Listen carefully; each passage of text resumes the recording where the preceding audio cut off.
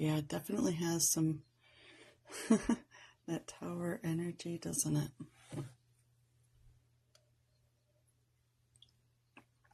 Let's take a look at yesterday's just to, like, together with it just for a second here.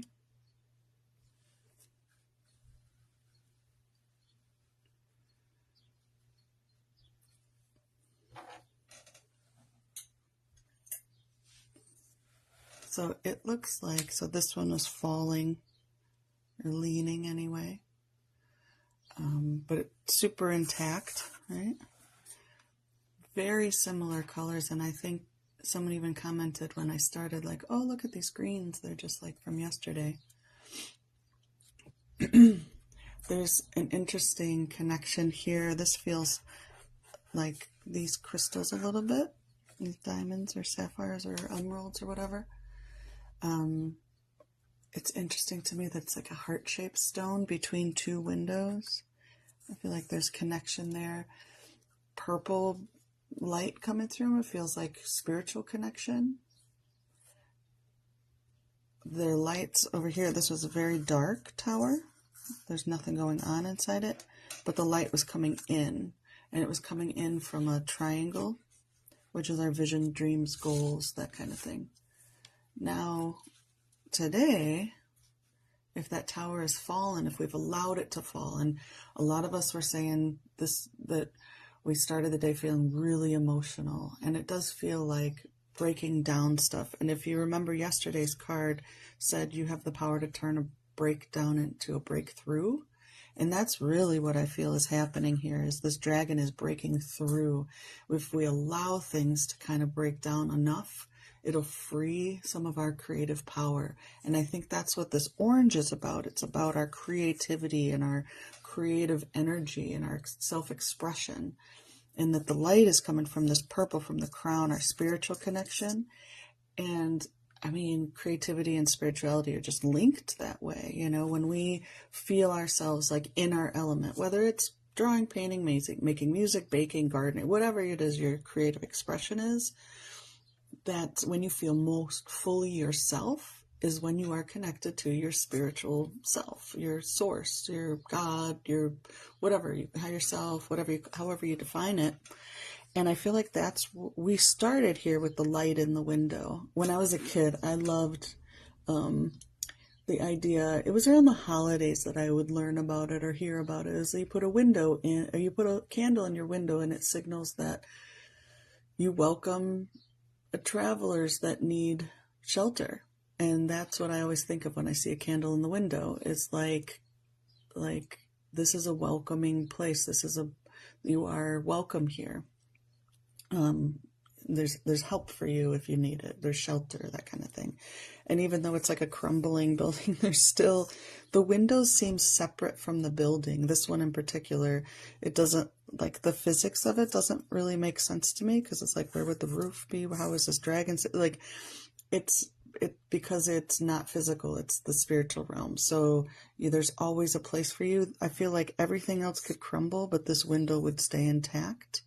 This light in the window would stay intact. So that's the dragon and the tower. What's really interesting to me is, as serious as this is, it's crumbling town, it's a big old dragon and it's powerful, and it's, all this esoteric stuff about spirituality and all that. And then you got this goofy little seal down here with a party hat on. And I just absolutely love that. I love that there's just this silly seal. I think that's how we can access it. I think we take things way too seriously, and that our playful seal, I just heard like one of those horns, like, I mean, I just feel like if we start to overthink and we start to take things too seriously, we can call on this energy, which is, again, I feel like the orange hat is just, wearing that hat of creativity, calling on our playful inner child, inner artist, and really connecting to ourselves through that. I love the earthy brown, and so the correspondence on this side is like mud, and then we have this orange, which feels like flames, but also like a vine, is connected to this orange, which is our creativity. It's coming from the mud.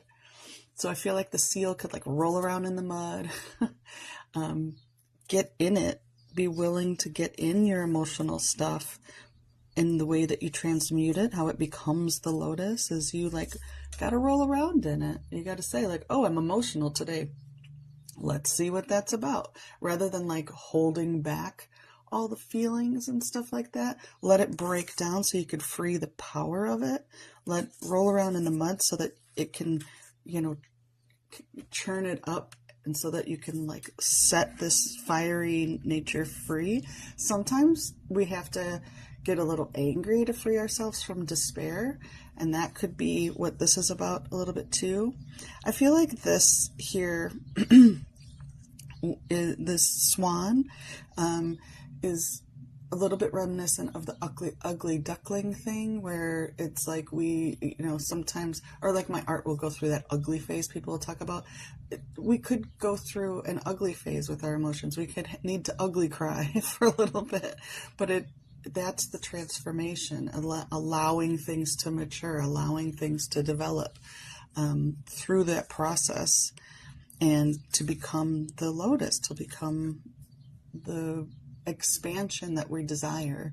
And I do feel like they're communicating with each other. I think that this is the internal aspect of it. This is the external. So when I look at these, I typically look at left and right as the internal and the external experience. And one thing I want to point out with today's painting is it has a lot of white space left around it. It's barely touching the others.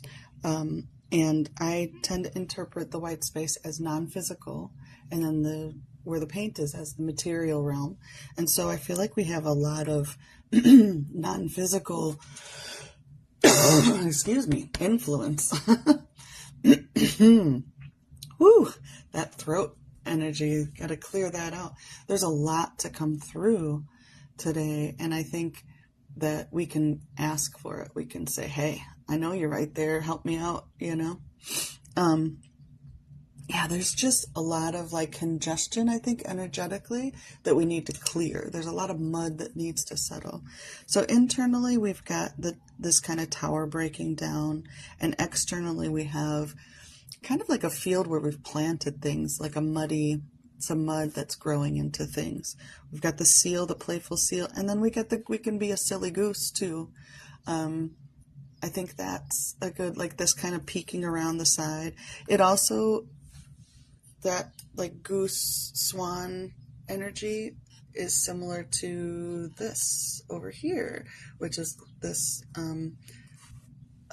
peacock. I couldn't think of what it was called.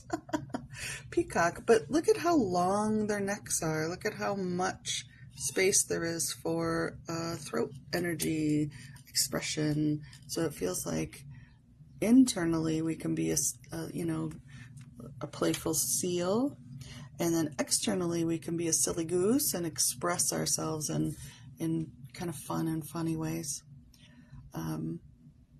This deep blue, I feel like our intuition is really strong, which is probably a lot of the emotions. We probably have to transmute a lot of energy, but so worth it.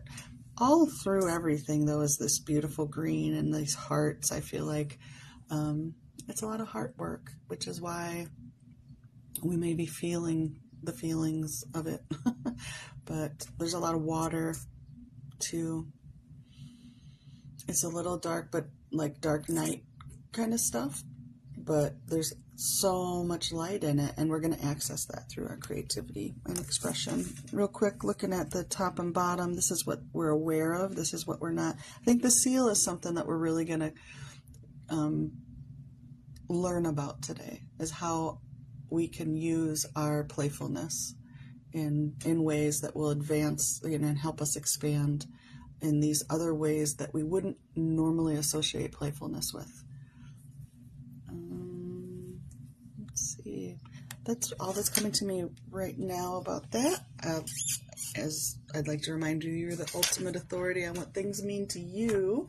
So please feel free to spend some time with it. I'm going to pull a card. see what clarification. My eye's drawn to this hummingbird here, so I do feel like there's movement. Yeah, I feel like maybe they're playing hide and seek here too, flitting around. And I know Wendy Joy said it needs a moon, but I think we can borrow from the moon here, because I definitely feel like there's still moon influence. This is a very long full moon influence for me. I don't know if you all are feeling that too.